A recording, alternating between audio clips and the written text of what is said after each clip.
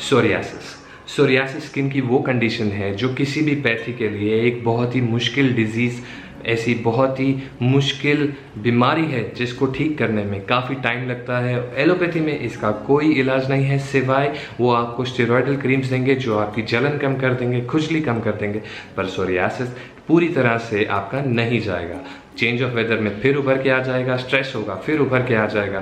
पर लेकिन जो लोग होम्योपैथी लेते हैं और जिनको सोरियासिस है, ऐसा देखा गया है कि उनका सोरियासिस काफ़ी हद तक बेहतर हो जाता है, बिल्कुल ठीक हो जाता है, और बार बार उभर के आने की जो टेंडेंसी होती है वो भी बिल्कुल जड़ से ख़त्म हो जाती है। अगर आप जानना चाहते हैं 5 ऐसी होम्योपैथिक दवाइयाँ जिनको आप मेरे डिस्क्रिप्शन बॉक्स से जाके डायरेक्टली खरीद सकते हैं और वो आपके घर पर आ जाएंगी, और उनको लेने का तरीका जिस तरह से मैं बताऊँगा, अगर आप लेंगे तो आपकी सोरियासिस काफ़ी हद तक आपके कंट्रोल में रहेगी, बढ़ेगी नहीं, बार बार नहीं होएगी, और आप बिल्कुल ठीक बेहतर महसूस करेंगे।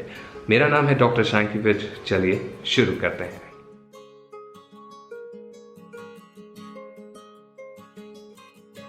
सोरियासिस आमतौर पर उन लोगों में देखा जाता है जिनकी फैमिली हिस्ट्री में सोरियासिस है। अगर आपके फैमिली हिस्ट्री में सोरियासिस चल रहा है तो आपके शरीर में सोरियासिस होने के चांसेस ज़्यादा हो जाते हैं। ये कभी भी उभर के बाहर आ सकता है उन कंडीशन में जहाँ पे आप बहुत ज़्यादा स्ट्रेस में हैं, या आपने कुछ बहुत ज़्यादा गर्म दवाइयाँ खा ली हैं, या आपका कोई एक्सीडेंट हो गया है जिसकी वजह से आपकी स्किन की ऊपर की लेयर खराब हो गई है। तो ऐसे कंडीशंस में जो आपका सोरियासिस है वो उभर के बाहर आ सकता है। और कंडीशंस होती हैं जैसे कि आपकी डाइट ठीक नहीं है, आप बहुत ही ज़्यादा ऑयली फूड खाते हैं और आपको किसी तरह की एलर्जी चल रही है, तो ऐसे केसेस में भी देखा गया है कि सोरियासिस का ये ट्रिगरिंग फैक्टर होता है जिसकी वजह से सोरियासिस बाहर आ सकता है। सोरियासिस कोई भी छूने की बीमारी नहीं है, ये एक ऑटो इम्यून डिसऑर्डर माना जाता है, जिसका मतलब ये है कि शरीर को ऐसा लगता है कि आपका शरीर का ये अंग आपका है नहीं, तो उसकी वजह से ये लड़ना शुरू हो जाता है, शरीर से ही लड़ना शुरू हो जाता है। चमड़ी जो स्किन होती है इसका ये बनती है और झड़ती रहती है। इसका एक प्रोसेस होता है जिसकी वजह से अंदर की लेयर से स्किन उभरती है, बाहर आती है, और एक रेगुलर स्किन की यूनिफॉर्मिटी बनी रहती है। हर रोज़ आपकी पुरानी स्किन झड़ती है और नई स्किन उसकी जगह ले लेती है। पर सोरियासिस के केसेस में ऐसा होता है कि अगर आपकी स्किन की जो बढ़ने की जो स्पीड है उसको वो उस टाइम पे काफ़ी तेज़ हो जाती है, यानी कि आपके अंदर की जो ऊपर की चमड़ी है, जैसे अभी ये चमड़ी है, ये चमड़ी अभी सॉफ्ट दिख रही है क्योंकि ये रेगुलर मैच्योर होके बाहर आई है, पूरी तरह से बन के बाहर आई है। सोरियासिस में ऐसा नहीं होता है। सोरियासिस में इतनी तेज़ी से आपकी स्किन ग्रो करती है कि ना तो वो पूरी तरह से बड़ी हो पाती है, मैच्योर हो पाती है, और वो फटाफट ऊपर की लेयर को हटाती रहती है। इसकी वजह से होता क्या है कि आपकी स्किन थोड़ी उभरी हुई दिखती है और थोड़े से उसके ऊपर छिलके जैसे दिखते हैं, इनके फ्लेक्स कहते हैं, सिल्वर सा दिखना शुरू हो जाता है। इसलिए दिखता है क्योंकि वो जो अंदर की स्किन है वो पूरी तरह से मैच्योर होकर बाहर नहीं निकली है और काफ़ी तेज़ी से बढ़ती जा रही है, और उसकी वजह से आपको बहुत खुजली होती है, बहुत लाल हो जाती है आपकी चमड़ी, और ये गिरती रहती है, बार बार गिरती रहती, झड़ती रहती, क्योंकि स्किन के बढ़ने की स्पीड कुछ ज़्यादा ही तेज़ हो गई है। ये छूने से नहीं फैलती है। आमतौर पे मैंने अपने क्लिनिकल प्रैक्टिस में देखा है कि लोग जिनको सोरियासिस होता है वो बहुत ही स्ट्रेसफुल रहते हैं, वो बहुत ही उनकी कॉन्फिडेंस लेवल इतना स्ट्रांग नहीं होता है। उनके शरीर के अंदर हो तो वो ठीक है, पर कुछ लोगों में सोरियासिस जिनके हाथ पे हो जाता है, पैरों में हो जाता है, उन केसेस में देखा गया है कि उनका कॉन्फिडेंस लेवल कम हो जाता है। वो भी इसलिए क्योंकि बाकी लोगों को लगता है कि इनको सोरियासिस है तो इनकी सोरियासिस की वजह से हमें सोरियासिस हो जाएगा। तो मैं आपसे हाथ जोड़ के रिक्वेस्ट करता हूँ कि अगर आप किसी को ऐसे इंसान को जानते हैं जिनको सोरियासिस है, उनके साथ ऐसा भेदभाव ना करें, क्योंकि उनका कॉन्फिडेंस लेवल ऑलरेडी ही इस कंडीशन की वजह से काफ़ी कम होता है। सोरियासिस के काफ़ी प्रकार देखे जाते हैं। सबसे कॉमन प्रकार जो होता है वो होता है सोरियासिस वल्गैरिस। सोरियासिस वल्गैरिस आपके शरीर के पूरे शरीर में कहीं भी निकल सकता है और काफ़ी बड़े तरीके से निकलता है, काफ़ी बड़ा होता है, और ये सबसे कॉमन सोरियासिस होता है जो कि आमतौर पर देखा जाता है। दूसरे प्रकार का सोरियासिस होता है जिसे हम कहते हैं गटेट सोरियासिस। गटेट सोरियासिस में छोटे छोटे सोरियासिस के धब्बे निकल जाते हैं, छोटे छोटे बैक पे, फ्रंट पे, कहीं पे भी सोरियासिस के छोटे छोटे डब्बे निकल जाएंगे।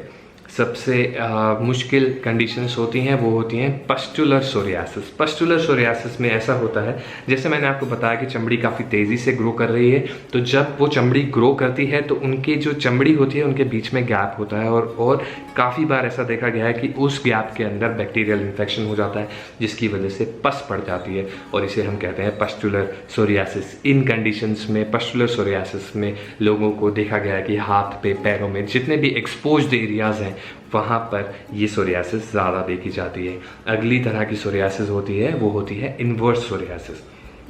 इन्वर्स सोरियासिस होती है फोल्ड्स में, जहाँ पे पसीना इकट्ठा होता है, और जितने भी फोल्ड्स हैं, आपके एल्बो है, अंडर आर्म्स हैं, और आपकी नीज के पीछे है, ऐसे केसेस में देखा जाता है इन्वर्स। उसे इन्वर्स सोरियासिस कहते हैं, जहाँ पे फोल्ड में, जहाँ पसीना भी इकट्ठा हो रहा है, पसीने में नमक होता है और नमक आपकी चमड़ी को और खुरदुरा करता है, और वहाँ पे सोरियासिस ज़्यादा निकल सकता है।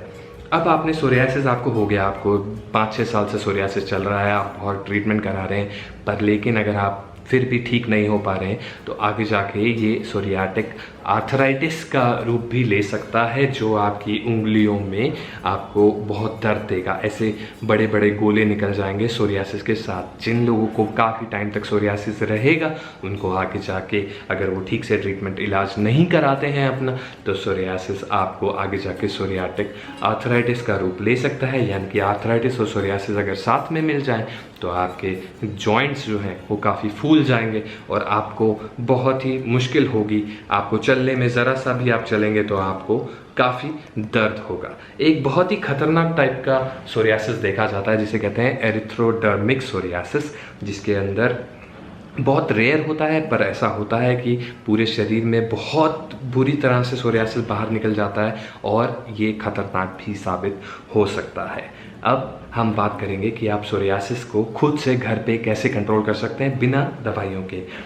पहली चीज़ तो जो आपको करनी है वो ये कि आपको उस चीज़ को खुजाना नहीं है। सोरियासिस में जो आपकी पपड़ी है वो बहुत ड्राई होती है, और ड्राइनेस की वजह से आपको बहुत खारिश मचती है। वो खारिश आपको नहीं करनी है, क्योंकि आप जब खारिश करते हैं तो आपके जो ऊपर की पपड़ी है वो तो उतर जाएगी, पर लेकिन उसके साथ की स्किन भी डैमेज हो जाएगी, तो आपका सोरियासिस फैल सकता है। तो प्लीज़ ऐसा ना करें। दूसरी चीज़ जो आपको करनी है सोरियासिस के लिए, वो आप उसके ऊपर आप नारियल के तेल में थोड़ा सा कपूर डाल दीजिए, और वो उस सोरियाटिक वाले जो, जहाँ पे आपको ऐसे स्किन का प्रॉब्लम है, वहाँ पे नारियल के तेल में कपूर डाल के लगाते रहिए, ताकि आप उसे खुजाएं ना। खुजाने की वजह से ये ज़्यादा फैलता है, तो आपको खुजाना नहीं है। और खुजाना, क्योंकि खुजली होती है तो आप खुजाते तो हैं, क्योंकि खुजली होती है, it is a regular condition जिसके अंदर खुजली आपको होगी, तो आपको खुजाना नहीं है। तीसरी चीज़ जो मैं आपको घर पे बैठे एडवाइस करूँगा वो ये कि आप रात को सोने से पहले हल्दी वाला दूध पी के सोएं। इससे आपके शरीर में कहीं पे भी किसी भी तरह की इन्फ्लेमेशन है वो काफ़ी हद तक कम हो जाएगी, तो आपकी खुजली भी कम होगी। दूध लीजिए, हल्दी डालिए, और दोनों को साथ में मिलके उबालिए।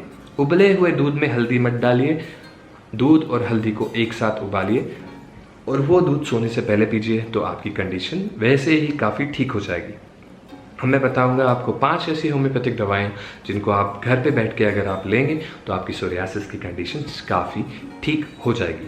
सबसे इम्पॉर्टेंट, सबसे पहली मेडिसिन जो सोरियासिस में हम देते हैं वो है आर्सेनिक, जो मैंने आपको पहली सोरियासिस के बारे में बताया, सोरियासिस वल्गैरिस, जो काफ़ी बड़ी होती है और आपकी चमड़ी के ऊपर आपको दिखता है ऐसे सिल्वरी प्लेक्स हैं। आप ऐसे खुजाएंगे तो वो उतर भी जाएंगे। तो सिल्वर प्लेक्स सोरियासिस में आप लीजिए आर्सेनिक 30 2 से 4 बूंदे 10 से 15 दिनों के लिए, और आप खुद महसूस करेंगे कि आपकी जो ऊपर सिल्वरी फ्लेक्स हैं वो काफ़ी हद तक कम हो जाएंगे। अगली दवाई जिसके बारे में हम बात करेंगे वो है ग्रेफाइटिस 30। ग्रेफाइटिस 30 उन केसेस में दी जाती है जहाँ पे आपको खुजा के कट मच गए हैं, फ्लेक्स उतर रहे हैं पर उतनी ज़ोर से नहीं उतर रहे हैं, चिपके रहते हैं, पर लेकिन आपके सोरियासिस में कट्स पड़ गए हैं और आपने खुजा दिया है और उनमें कट पड़ गए हैं, आपको दिख रहे हैं सोरियासिस के बीच में कट्स लगे हुए। तो ऐसे केसेस में आप लीजिए ग्रेफाइटिस 30। ग्रेफाइटिस 30 आप लीजिए 2 से 4 बूंदे दिन में 4 बार 10 से 15 दिनों के लिए। साथ में तेल और कपूर लगाते रहिए ताकि आपके जो सोरियासिस वाला घाव है जिसमें कट पड़ गए हैं वो काफ़ी हद तक ठीक हो जाए। अगली मेडिसिन जिसके बारे में मैं बात करूँगा वो होम्योपैथी की वो मेडिसिन है, और जो मेरी स्किन की सीरीज़ है उसके अंदर आप देखेंगे तो मोस्टली हर एक स्किन कंडीशन में ये दवाई बहुत अच्छे से काम करती है, जिसका नाम है सल्फ़र 30। सल्फ़र 30 उन केसेस में देखा जाता है जिन केसेस में आप किसी भी तरह का सोरियासिस है, उन केसेस में जहाँ पे आपको खुजली बहुत मचती है और आप उसे खुजा के सारे फ्लेक्स भी उतार देते हैं और उनमें से खून निकलना शुरू हो जाता है, तो ऐसे केसेस में आप लीजिए सल्फ़र 30।